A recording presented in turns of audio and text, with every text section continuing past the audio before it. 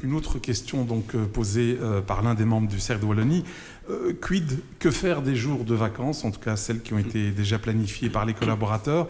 Et est-ce que je peux, par exemple, imposer aux collaborateurs une réduction de leurs jours de travail, tout simplement parce que j'envisage du travail supplémentaire? Alors, je pense ici que la question qui était posée touche donc aux vacances individuelles.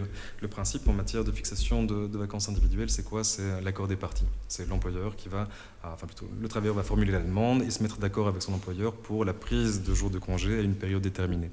Une fois que l'accord des parties s'est dégagé, ni l'employeur ni le travailleur ne pourra revenir sur cet accord de manière unilatérale. Donc je ne vais pas, moi, en tant qu'employeur, pouvoir finalement refuser la prise des congés qui avaient déjà été fixés à une date déterminée pour mon seul bon vouloir, entre guillemets. L'idée, c'est toujours de dégager de nouveau alors un nouvel accord. Il est parfaitement possible pour les parties de déplacer conventionnellement donc, les jours de vacances qui ont été fixés.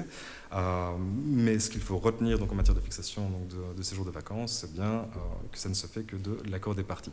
Alors, chose importante, on pourrait par contre refuser qu'un travailleur prenne des jours de congé à une période déterminée.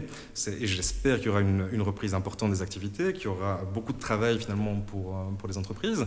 Et il est possible qu'à une période X, on ait absolument besoin de tout l'effectif. Et dans ce cadre-là, il y a une possibilité pour l'employeur de refuser donc aux travailleurs de prendre donc des jours de congé durant cette période.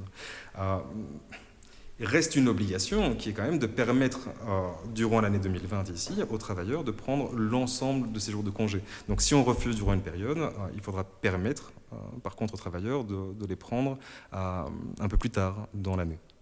Donc la règle de base, c'est le dialogue. Dialogue, accord entre les parties.